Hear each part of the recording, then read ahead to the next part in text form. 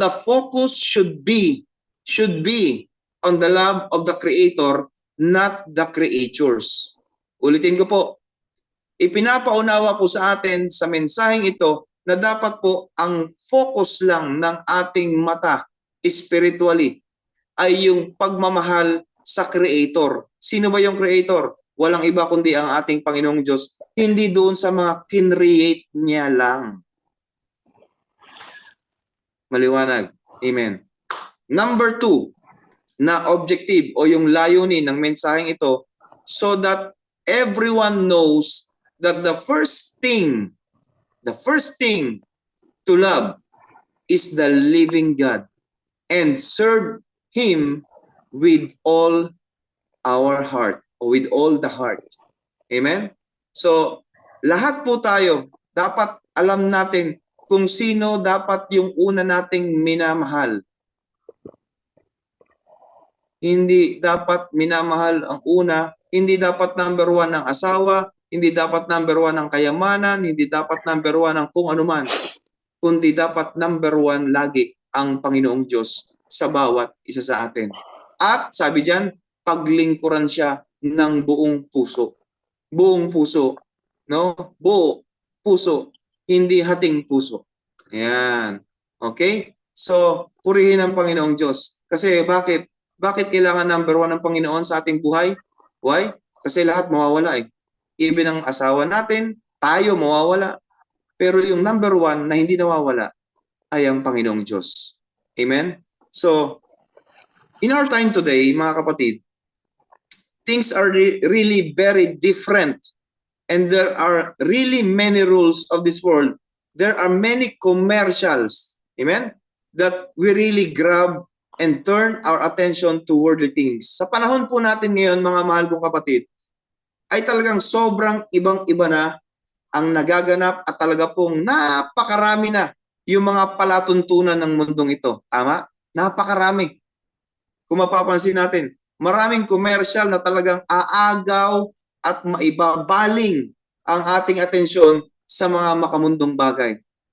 Pansin nyo, kapag tayo ay naupo at ginamit natin, hinawakan natin ang ating gadget, hindi natin namamalayan na inaabot tayo ng 3 oras.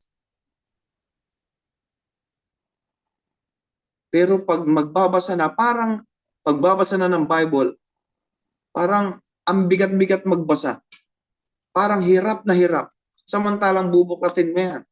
Pero pagdating sa Facebook, pagdating sa mga gadget, no? Bakit napunta na naman tayo rito, Pastor? No? Actually, reminder nga po eh. Amen? Now, marami po ang nahuhumaling. At kung mapapansin nyo ngayon, no? Pag sa social media, halos hindi na masyadong sikat ang mga artista. Why? Because napakarami ng content creator na kumikilos. Meron nagko-content ng kalokohan. Merong nagko-content ng kabastusan. Merong nagko-content na para sa Panginoon. At pero mas marami ang content ng kalokohan. Mas marami ang content ng mga nagbablog na walang kakwenta-kwenta. May maiblog lang. Napansin niyo po ba yan? Kung lagi tayong babad sa gadget, makikita niyo yun. No? Now, punta po tayo sa Old Testament. Kasi nasa New Testament po tayo eh. Punta po tayo sa Book of Genesis chapter 6, verse 5. Naalala niyo po ba si Noah? No? Si Noah, alam natin na pinagawa siya ng Panginoon sa ibabaw ng bundok ng isang malaking arko o ng ship o ng barko na gawa sa kahoy at alkitran ang pinandikit. Now, bakit tayo napunta rito sa Book of Genesis chapter 6 verse 5, no? Why? Ang sabi diyan, nung nakita ni Yahweh na laganap na ang kasamaan ng tao sa daigdig at puro kasamaan na lamang ang palaging nasa isip nito, kaya't labis na ikinalungkot ni Yahweh na nilikha pa niya ang tao. Sinabi niya, Lilipulin ko ang lahat ng taong aking nilalang. Lilipulin ko rin ang lahat ng hayop at mga ibon. Ikinalulungkot kong nilalang ko pa ang mga ito. Itong maganda. Merong nakita si Lord na isang matapat na tao at nagmamahal sa Diyos. Verse 8, ngunit si Noe o Noah ay naging kalugod-lugod kay Yahweh. That time, mga kapatid, sa panahon ni Noah, sobrang sama na ng mundo. Sobrang grabe na yung kasamaan. At pinagtatawanan si Noe that time na pinapagawa na siya ng Panginoong Diyos ng malaking barko, ng malaking ship, no? Now, ang sabi ng Genesis chapter 6 verse 9, ito ang kasaysayan ni Noe. Matuwid at mabuting tao si Noe noong kanyang kapanahunan, noong time niya. Namuhay siya. Listen to this. Namuhay siya ayon sa kalooban ng Diyos. Uulitin ko po mga kapatid. Namuhay siya ayon sa kalooban ng Diyos. Hindi kalooban ni Noe. Hindi kalooban nung yung iba namuhay sa kalooban ng sarili nila. Ng sarili nilang gusto. Okay? Pero si Noe ang nakita ng Panginoon na nag-iisa, nagmamahal at sumusunod sa kalooban ng Diyos. Okay. Exciting part ito mga kapatid. Siya'y may 3 anak na lalaki, sina Shem, Ham at Japhet. Hindi si Japhet Aguilar. Japhet. Maliban kay Noe, masasama na ang lahat ng tao sa paningin ng Diyos. Talagang sobrang sama. At laganap na ang karahasan sa lahat ng dako. Ito ang kalagayang nakita ng Diyos sa buong daigdig, namumuhay sa kasamaan ang lahat ng tao. Now, bulay-bulayan natin sa panahon ngayon.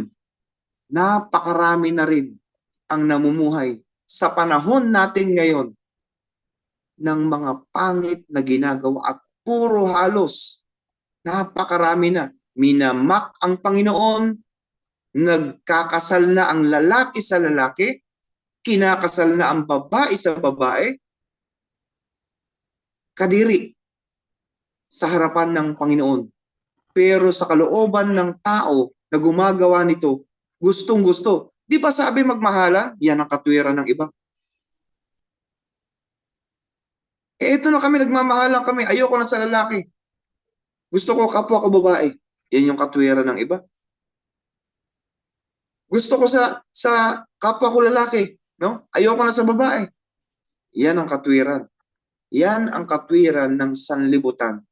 At yan ang ayaw na ayaw ng Panginoong Diyos. Malinaw po yung verse natin kanina. Mawawala ang sanlibutan at ang lahat ng kinuhumalingan nito, ngunit ang mga sumusunod sa kalooban ng Diyos ay mabubuhay magpakailanman. Tanong, siyasatin natin ang ating mga buhay. Sa Panginoon ba talaga tayo? O sa mundo? Kasi kung love natin si Lord, dapat hate natin ang world. Bagamat nandito tayo sa world, pero namumuhay tayo na nasa kingdom ni Lord. Ibig sabihin mga kapatid, no? Hindi na tayo taga dito. Dayo na tayo sa mundong ito. At dapat nakikita yung liwanag sa atin. Now, tuloy tayo. Itong nangyari na ito mga kapatid, sa panahon ni Noe, nabuo ang ship, nabuo ang arko, yes. Ano ang parusa ng Panginoon? Sa Genesis chapter 7 verse 4, hindi ko po nailagay dyan sa slides. Nagpaulan po si Lord ng tubig at bumukal yung lupa para mabilis na tumaas yung tubig at mamatay lahat ng tao na masasama na hindi naniniwala at sumasampalataya sa Panginoong Diyos. Tanging ang pamilya at si Noah o Noe lang ang nakaligtas. Ang sabi ng Genesis chapter 7 verse 4, sapagkat pagkatapos ng 70 7 araw mula ngayon, sabi ng Lord dito kay Noe, magpapaulan ako sa buong mundo. Imagine, buong mundo. Hindi lang Nueva Ecija, hindi lang Bulacan, hindi lang buong mundo talaga. Pinaulanan ng Panginoong Diyos. Lahat nilipol niya, patay. No? Kasi iniibig nila yung mundo. Iniibig nila yung sanlibutan. Alam ko na yan. Alam ko na yan, Pastor, na ano ko na yan. Okay, alam mo na yan. Wait. Tuloy natin ito. Magpapaulan ako sa buong mundo sa loob ng 40 araw at 40 gabi para mamatay ang lahat ng nilikha ko. Amen? Kanina sa objective, anong sabi? Do not love the creatures. Love the Creator. Amen? So lahat ng nilikha o kinreate ng Panginoon, mot sa Arabic, patay sa Tagalog. Tanging yung nagmamahal ng sa Panginoong Diyos. Now, in our time today, yan, sa inyong mga screen, in our time today, there are so many things that can rob us. Sa Tagalog ng rob, yung umagaw ba? Umagaw ng atensyon, maibaling. Okay? Rob us as of loving and obeying God. And build a ship so that we can live, especially we have a battle in our lives every day. Tandaan po natin si Noah. Bulay-bulayan pa natin, laliman pa natin mga kapatid. Si Noah, kung hindi niya mahal si Lord, never siyang susunod na gawin ang isang barko sa ibabaw ng mundo. Tama? Kung hindi niya mahal si Lord, hindi talaga siya mag-obey na gawin yung ship. Pero bakit siya sumunod sa Panginoong Diyos? Number 1, mahal niya ang Panginoon ng buong puso. Susunod ang isang tao sa Panginoon. O halimbawa, susunod ang isang anak sa nanay at tatay kasi mahal na mahal niya ang kanyang tatay at nanay. Tama? Si Noe, sumusunod sa Panginoong Diyos. Kaya niya na-build yung ship, yung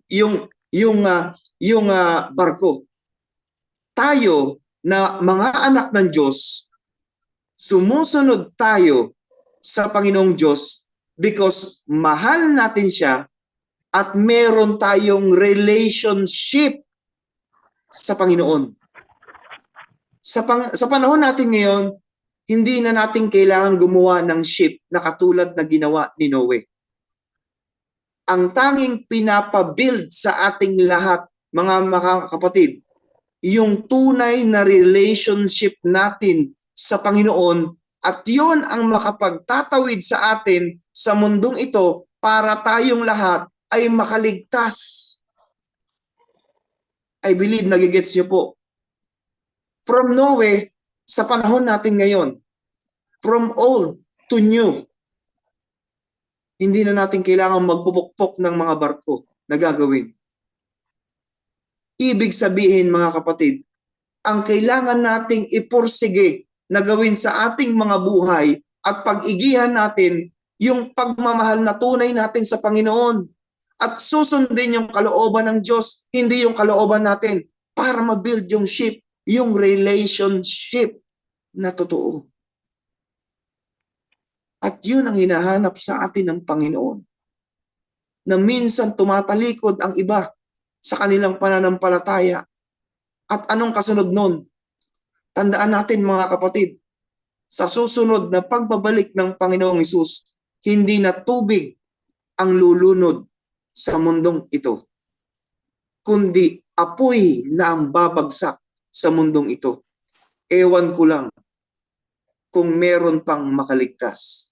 Pero bago maganap yun, kukunin muna ng Panginoon yung mga totoong Kanya na nananampalataya. And this is a warning to all of us for the message today. Amen?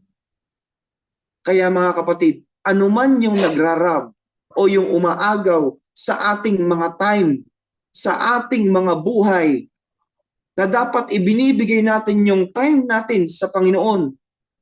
Kapatid, watch out. Nadadaya na po tayo pag ganun.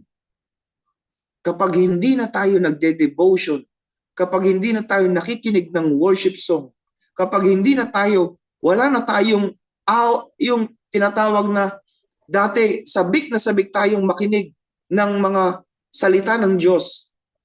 Tapos biglang nawawala na, kapatid, nadadaya na. Yung ship na dapat ay maging relationship natin sa Panginoon, baka nawawala na yun. Kaya bantayan natin. Bantayan natin, mga kapatid.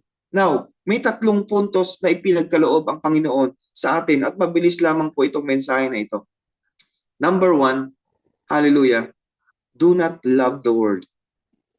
Huwag nating mahalin ang mundo. Ay paano yan? Nandito tayo sa mundo, nakatira tayo. Yes, physical na mata, physical eyes, makikita natin nakatira tayo. Literal, katawan, nakasampa tayo semento sa lupa, may bahay tayo. Yes, nandito tayo sa mundo. Pero hindi yan ang ibig sabihin ng Panginoon. Ang ibig sabihin ng Panginoon na do not love the world, huwag mong gawin ang number 1 ang mundo. Huwag mong gawin number 1 ang mga nilikha ng Diyos. Kasi ang mangyayari dyan, kapag ginawa nating number 1, ang mga nilikha, ang kinereate ng Panginoon, yun ang magiging Diyos-Diyosa natin. Paalala po sa ating lahat. 1 John 2:15, huwag ninyong ibigin ang sanlibutan o ang mga bagay na nasa sanlibutan. Ang umiibig sa sanlibutan ay hindi umiibig sa Ama. Ibig sabihin, kapag love natin ang Word, siguradong hate natin si Lord. Pero kapag love na love natin si Lord, hate natin ang ginagawa ng Word. Amen? So, because, sabi rito, no, bakit kaya sinasabi ni Lord na huwag nating ibigin ang mundong ito o mga bagay nasa mundong ito? Because, ang lahat ng nandito, mga kapatid, alam na alam natin ito, ay mawawala. Lahat ng nandito ay maluluma. Kahit na bago pa yung mga, kung ano man yung merong bago sa'yo, maluluma yan, masisira, nagdi-depreciate yan. Even ang mga kotse, kapag hindi mo ginamit, bumabagsak yan. Even ang mga balat natin, kapag tumatanda, kumukulunto yan, bumabagsak yan. Lahat nawawala, nasisira, nabubulok. Ang value ng lahat ng mga bagay, mga kapatid, ay bumababa. Pero, mga kapatid, no? Ang pagmamahal natin kay Kristo, ang pagmamahal natin sa Diyos, never na maluluma, never na masisira. O yung pagmamahal sa atin ng Panginoon ay never na maluluma, never na mawawala, never na masisira, never na mabubulok, at never na bumababa. Pataas palagi. Kahit minsan bumababa tayo. Minsan bumabagsak tayo, pero inaangat na tayo because of the love of the Lord Jesus Christ. Kaya ipinapaunawa po sa atin ang lahat na kung meron tayong dapat pagtuunan po ng pansin, mga kapatid, dapat po yung pagmamahal natin sa Panginoong Diyos. Wala nang iba.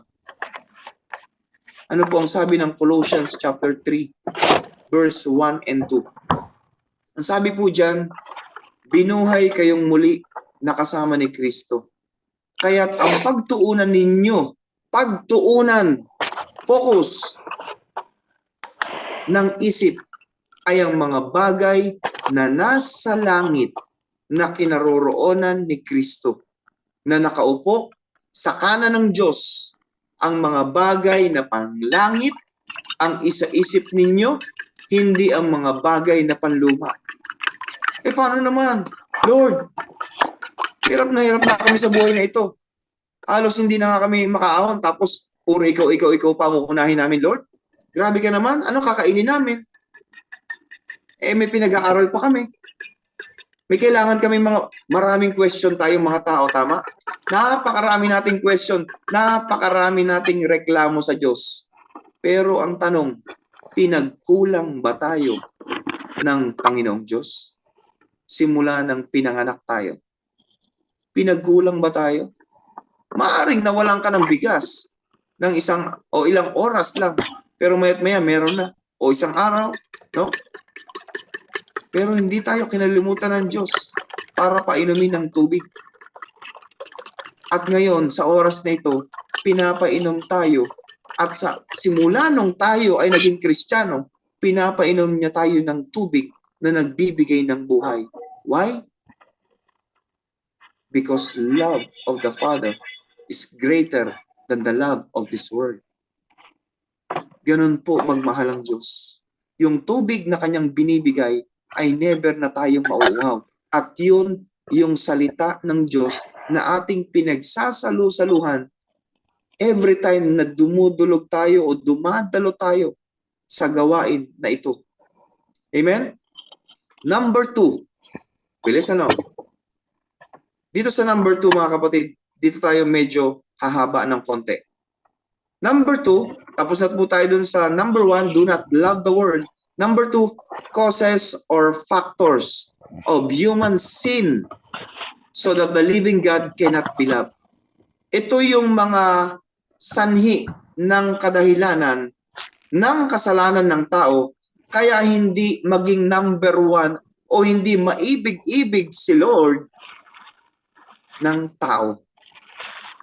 Ang sabi po dyan sa ating scripture sa 1 John chapter 2:16, ang lahat ng nasa sanlibutan, ang masasamang nasa ng laman, ang nasa ng mata, at ang pagmamalaki sa mundong ito, pride of life, ay hindi nagmumula sa Ama, kundi sa sanlibutan, kapatid.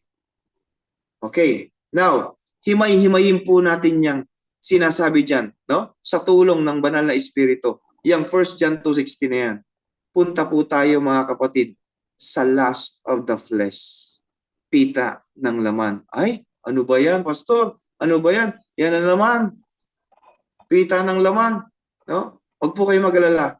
Lahat po tayo rito ay binibuild ng Panginoon para makalaya tayo sa mga ganyang hadlang para mamahal natin ng todo ang Panginoong Diyos. Amen? Lust of the flesh. Pita ng laman. Ang sabi po dyan sa Genesis chapter 3 verse 6, ito yung tagpo na kung saan si Eva, si Eva na hindi nag-iba-iba, ay nandoon sa puno na talagang pinagbabawal ng Panginoon na merong dapat na hindi kunin. So, ang punong kahoy, sabi dyan, may highlights po dyan, yung nakadilaw.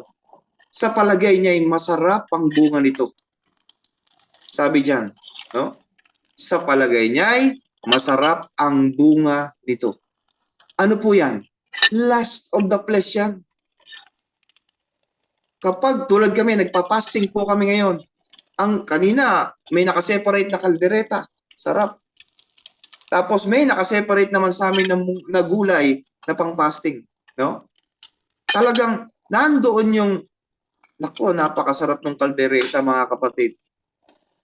Pero purihin ng Panginoong Diyos. Dahil mahal natin si Lord, nandoon yung pagsunod natin para matapos yung prayer and fasting o Daniel fasting. No? Now, punta po tayo dyan. Sa palagay niya, masarap ang bunga. Ibig sabihin, ito yung nakakapagbigay ng tukso kay Eva para kagatin yung bunga na nagbibigay ng kaalaman ng mabuti at masama. Now, ito ang, ano ba itong lust of the flesh na ito? Ayan. Ito pong lust of the flesh mga kapatid, no? Para sa inyong kaalaman, karagdagang kaalaman, ito ang pag-abuso o pag-aabuso sa iba o sa sariling katawan o higit na pagpapahalaga sa pangkatawang pagnanasa na humahantong sa kasukdulang pagsuway sa kalooban po ng Diyos. Ano ba itong mga lust of the flesh na ito o pita ng laman na talagang kinahuhumalingan ng katawan natin? Number 1, katakawan. Ha? Katakawan? Yes. Katakawan, kapatid. Kaya hinay-hinay lang po sa pagkain ng masasarap. Amen? Masama ang sobra, masama rin ang kulang. Ano pa? Paglalasing. Ano pa? Kalaswaan, sensualidad, immoralidad, pangangalunya, fornikasyon. Yan po yung mga halimbawa na talagang gustong-gusto ng ating katawan. Pero tandaan po natin mga kapatid, na hindi makaka-penetrate yung mga gusto ng katawan na yan kapag filled ang ating temple ng Holy Spirit o temple ng God. Pansinin nyo, no? Kapag babad ka sa salita ng Diyos at talagang hindi ka talaga nahuhumaling sa mundong ito at sa mga gusto ng laman, kapatid, maiiwasan mo lahat yan. No? Maiiwasan mo lahat yan, kapatid. Maniwala ka. Maiiwasan natin lahat yan. Basta ang focus natin sa Panginoon. At yun yung kanina, na isang bahagi ng ating buhay na tulad ng barko na pinumupukpok ni Noah na nabibuild sa atin. Sa ating buhay. Na ito na. Nakapokus na kasi tayo sa relationship. Si Noah sa ship. Tayo sa relationship. Kapag ginagalang mo yung relasyon mo sa Panginoon, never mo nang magagawa yung mga gusto ng laman. Ganun lang po kasimple yun. Now, ano po yung sabi rito mga kapatid sa Colossians chapter 3, 5, and 6? Nasa lust of the flesh pa lang po tayo ha. Kaya't dapat nang mawala sa inyo, sa atin, ang mga pagnanasang makalaman. Siyempre, anak ko tayo ng Lord eh. Ang pakikiapid, kahalayan, mahalay na simbuyo ng damdamin, masasamang nasa, at ang kasakiman sa isang uri ng pagsamba sa Diyos-Diyosan. Dahil sa mga ito, tatanggap ng parusa ng Diyos ang mga taong ayaw pasakop sa Kanya. Gisingin mo na siya. Mga taong ayaw pasakop sa Kanya. Mga kapatid, tayo na lang po ang nakakaalam kung talagang tunay po tayong nagpapasakop sa Panginoong Diyos.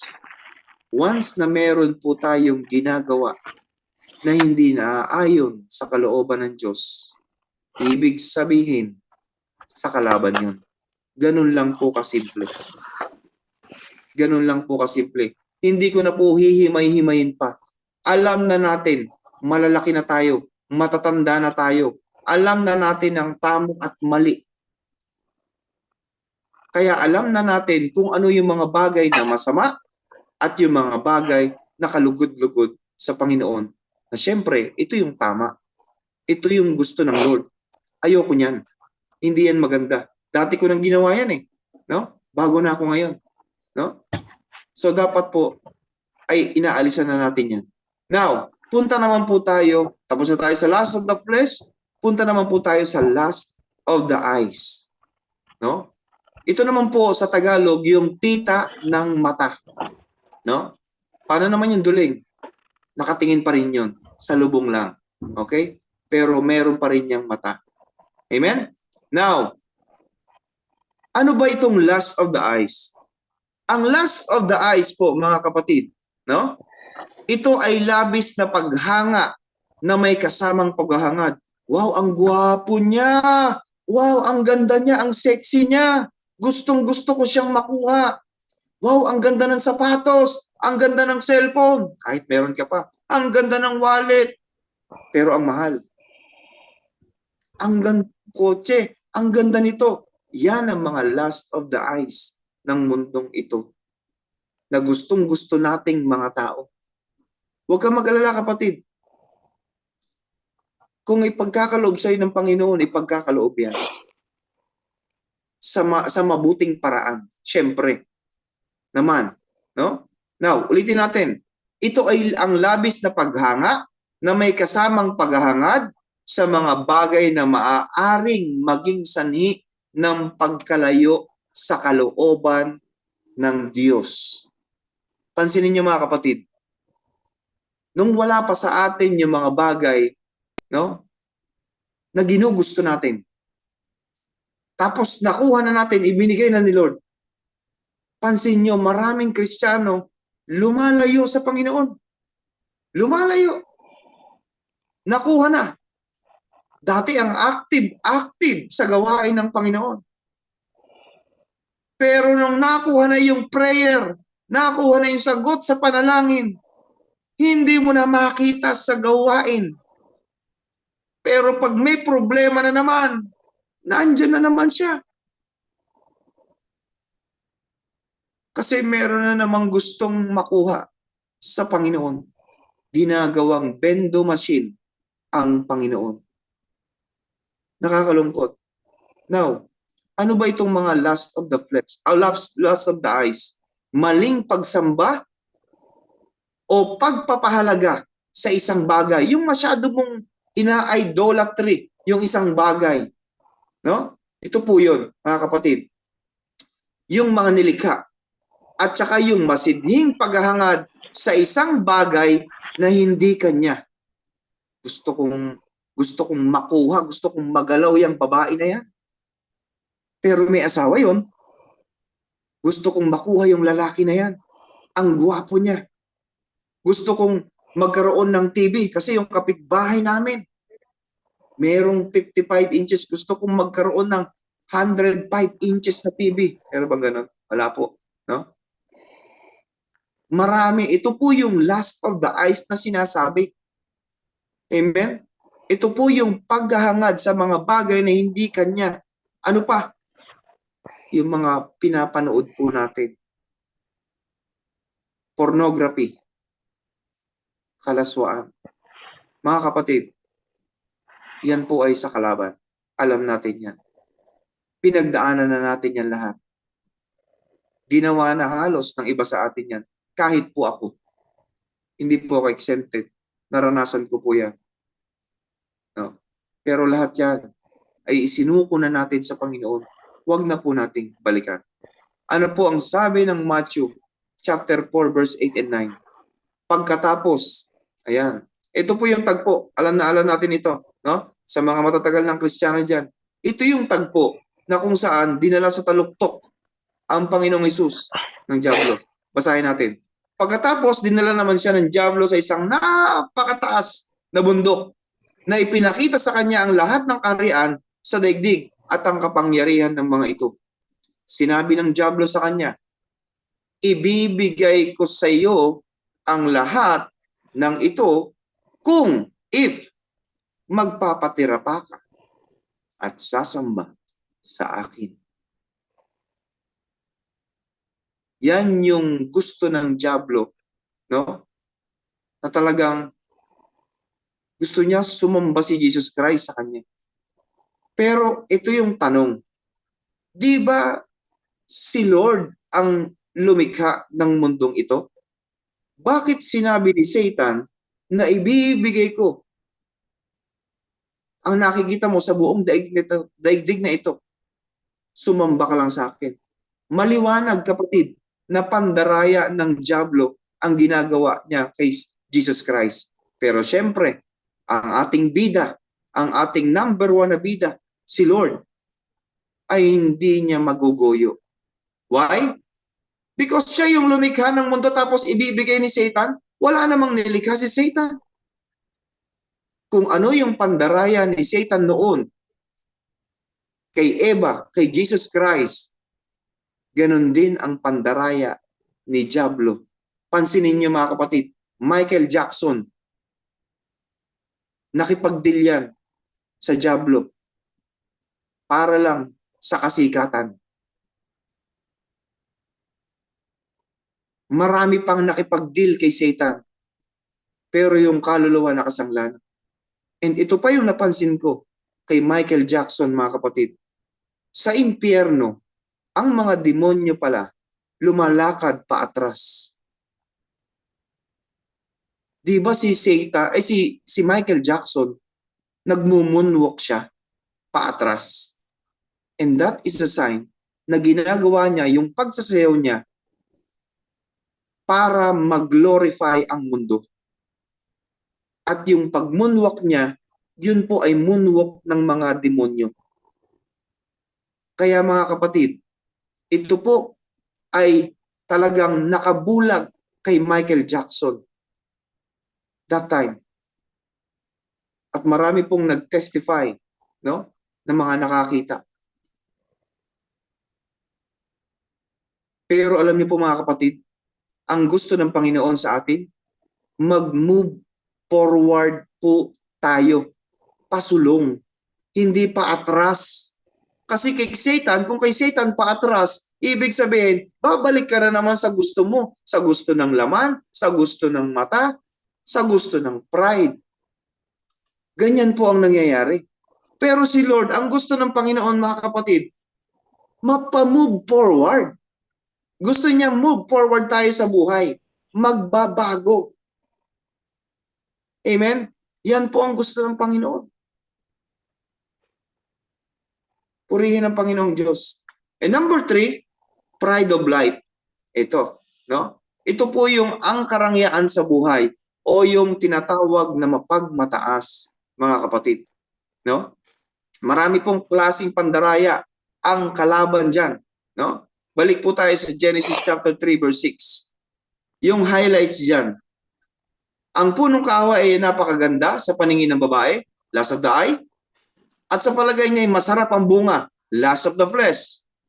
Naisip din niya, nakahanga-hanga ang maging marunong. Naisip din niya, nakahanga-hanga ang maging marunong. Kapag nagiging marunong na tayo mga kapatid, tandaan po natin, no, na laging magpakumbaba. Dahil ang karunungan na meron tayo ay galing sa Panginoon. Pansinin niyo yung mga nakapagtapos ng pag-aaral at nagkaroon ng summa cum laude or kung ano man, hindi ko naman po nila lahat. Ang tingin sa sarili or umangat lang sa buhay, naging marunong, walang pinag-aralan, pero umunlad ang buhay, gumanda ang negosyo, naging marunong, pero naging mapagmata. And that is the pride of life. And kailangan po mga kapatid, habang tayo, no, sa ministry, tayo mga kapatid na ginagamit ng Panginoon, pinagkalooban tayo ng gift. Yung gift ng Panginoon is to glorify God only, not to glorify ourselves. Binigyan niya tayo ng wisdom, ng knowledge and understanding. Ginawa niya tayo maging marunong, pero hindi natin gagamitin yan para maging mapagmata sa ating kapwa. Ginagawa tayong marunong ng Panginoon para mag-glorify ang Diyos, mag-reflect sa buhay natin ang Panginoong Hesus, to glorify Him and be humble. Kung tayo ay ginawa ng Panginoon na pastor, reverend, bishop, leader, cell group leader, mga kapatid, habang tayo binibigyan ng kaalaman ng Panginoon, be humble, mapagpakumbaba. Hindi yung nagmamata tayo sa ating kapwa, lalo sa mga bago, lalo sa mga bago pa lang sa pananampalataya. Mga kapatid, this is a warning for us. Tulad ni Eva, na nalinlang ni Satan, nagkaroon siya ng mindset na maganda ang maging marunong. No? Pero tandaan po natin, si Satan, si Lucifer, number 1 worshiper ng Panginoon, nagkaroon ng karunungan. Lumaki ang ulo. Gusto nang higitan ng Panginoon. Pero anong ginawa sa kanya? Binagsak siya sa mundong ito. Kaya naghihikayat siya para maging marunong sa mundong ito. Pero hindi yan uubra sa karunungan na gusto ng Panginoon na ibinibigay sa bawat mananampalataya at may pusong mapagpakumbaba. Kaya kung leader na tayo, huwag tayong maging mapagmataas sa iba. Tandaan natin, nagsimula lang din tayo sa wala. Naging wala tayong kaalam-alam sa espiritual na pagkain ng Panginoon. Be humble, kapatid. Be humble. Baka hindi natin napapansin. Sa dami ng alam nating Bible verse, minamata na natin ang mga hindi pa ganun kabukas sa salita ng Diyos. Pwede tayong mag-rebuke, pero wag sa maraming tao. I-rebuke natin sila personally with love. I-rebuke natin sila, mga kapatid, ng may pagmamahal. Hindi yung parang kung umasta tayo, ay parang tayo na ang Diyos. Hindi po ganun ang gusto ng Panginoong Hesus. Ang Panginoon nagre-rebuke, nagtuturo ng may pagmamahal, ng humbleness. Hindi yung tayo matapang, marami na tayong alam. No. Hindi po yan sa Panginoon. Hindi po yan sa Panginoon. No? Kaya yung pride of life, mga kapatid, ingat po. Now, ano ba itong pride of life? Ang pagmamalaki o pagmamalabis sa iba dahil sa katangiang taglay. See? Malinaw. Kapag umaangat na tayo, medyo tumaangat na ang ating noo, no? Medyo naging, mas marunong ako sa iyo, no? Bala ka, panis ka, no? May mga ganyang tao. Hindi po yan. Hindi na sa Panginoon yan. Sa kalaban yan. Ano ba ito? Ito yung kayabangan. Pagka makasarili, maramdamin, kakulangan ng misyon sa buhay. Yan yung mga pride of life. No? Ay, wala sa akin yan. Kaya ko yan. Kahit hindi na ako mag-meditate. No? Kayabangan yun. Pagka makasarili, ay, bahala kayo dyan. No? Kayo na lang. No? Pride of life yan. Maramdamin. Ako, no? Sila lang naman dyan eh. No? Bahala kayo dyan. No? Yan yung mga balat sibuyas na tinatawag. Yung may mga pusong mamon. No? Na tinatawag. Maramdamin. Kakulangan ng misyon sa buhay. Yung ayaw lumago. No? Kahit nakarinig na siya ng salita ng Diyos, pinifeed na siya ng Word of God, ayaw niyang lumago. No? Ayaw niya magkaroon ng misyon. Tandaan po natin na sabi ng John chapter 6, nung nabasa ko po, nag-devotion ako nakaraan, na ang pagkain ng Panginoong Jesucristo, sabi ng mga disciple, kumain ka na po, Jesus. Sabi ng Panginoon, ang pagkain ko'y sabi doon sa Bible, ang pagkain ko ay ang sundin ang kalooban ng Diyos Ama. Yun ang pagkain ni Jesus Christ. Yun ang mission niya. And bilang mga Kristiyano, ang ating mission, ang ating pagkain ay sumunod sa kalooban ng Diyos at sumunod sa pinapagawa ng Panginoon na dapat mini-mission natin. Naabutin natin yung iba. Amen? Now, meron po mga Bible verse dito about sa kayabangan. Ang sabi po ng Proverbs 16, verse 18, ang kapalalo ay humahantong sa pagkawasak at ang mapagmataas na isipan ay ibabagsak.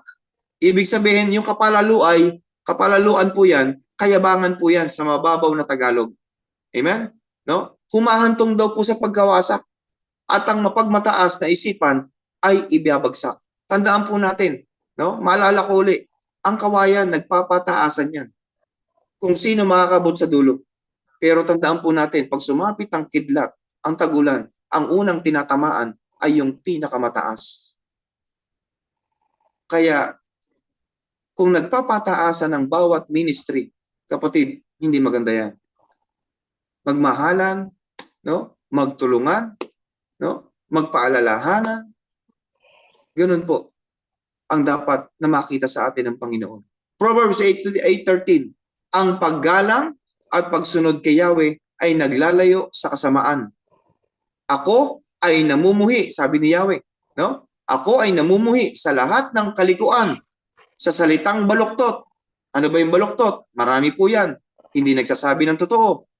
Sinungaling, no? Merong mga bagay na tinatago. Yan ang mga baluktot, no? Salita. at sa diwang kayabangan.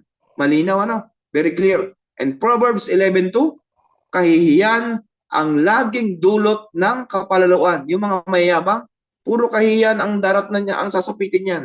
Ngunit, pagpakumbabay, ayan, humble, nagbubunga ng karunungan. Amen? Kaya malapit ang Diyos sa humble eh. Humble na puso. Malapit ang Panginoon sa humble na puso. Kumain ka ba, Why? Kiel? Because Jesus is humble.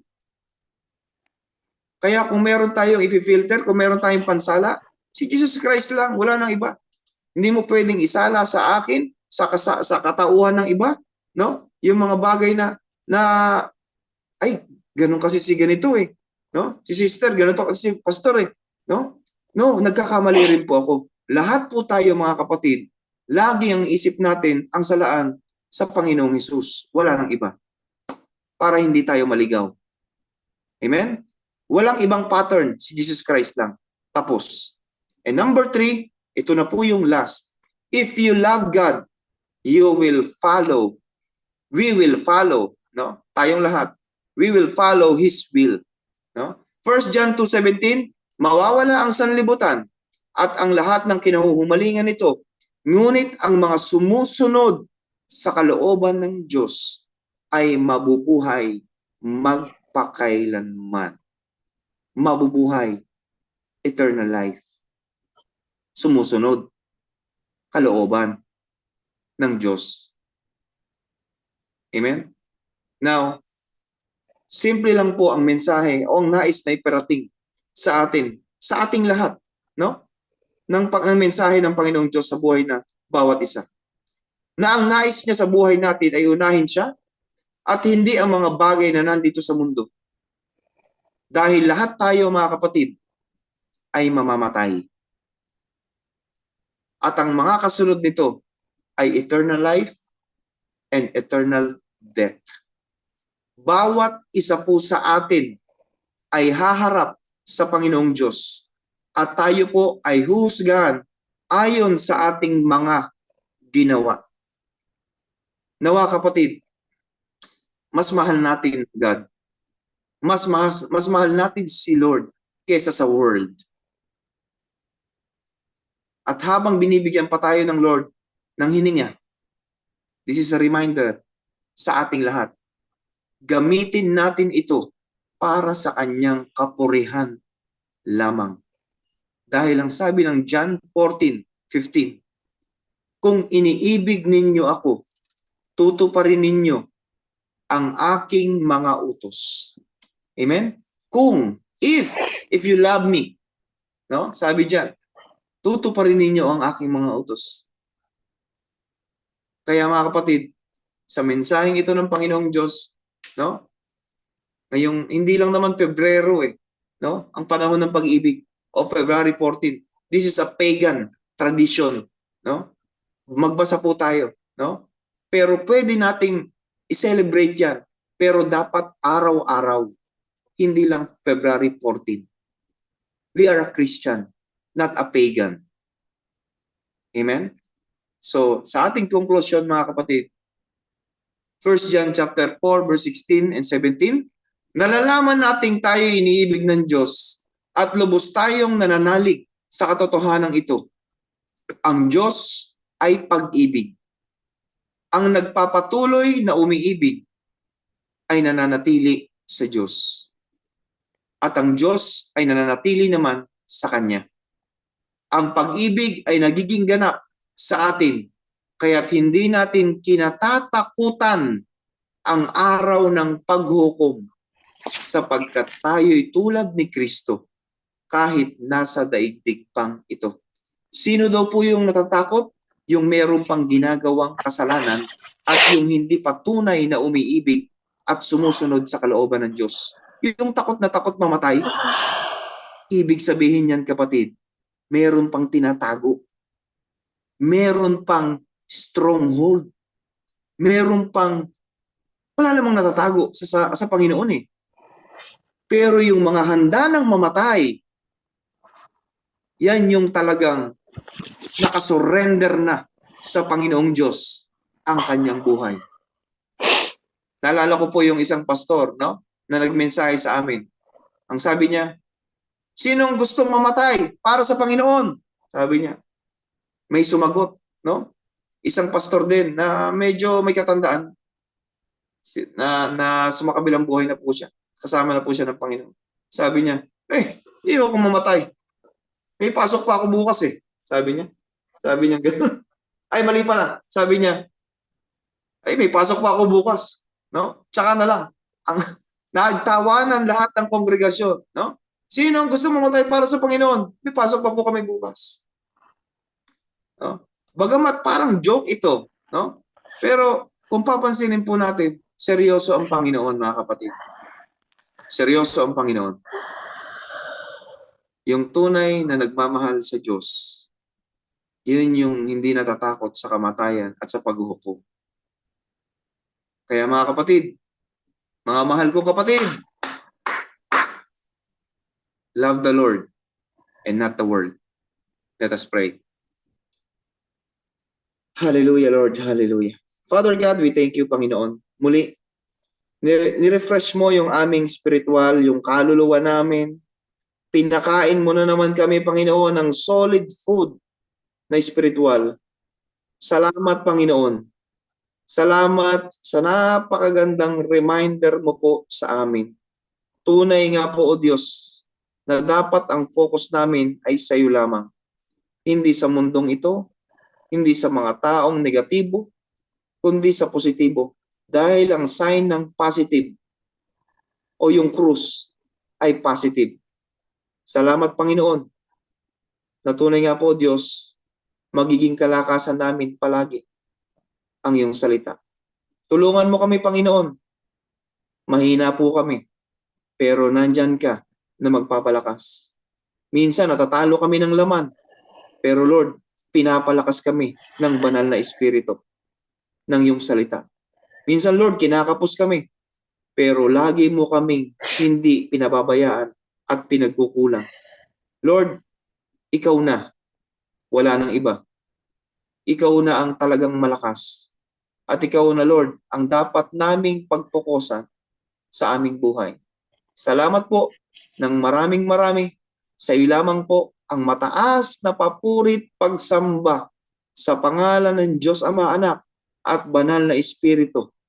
Ang lahat ng nagmamahal at sumusunod sa kalooban ng Diyos ay magsabi ng Amen and Amen.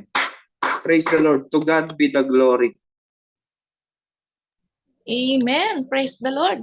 Salamat po, Pastor Randy, sa napakamapagpalang mensahe, mga kapatid ng ating Panginoon. Ano po? So, I'm sure lahat po tayo ay na-bless sa mensaheng ito. Kaya tayo po ngayon ay dadako sa ating mga takeaway. Ano po ba ang ating natutunan dito, mga kapatid? Talagang sabi nga, yung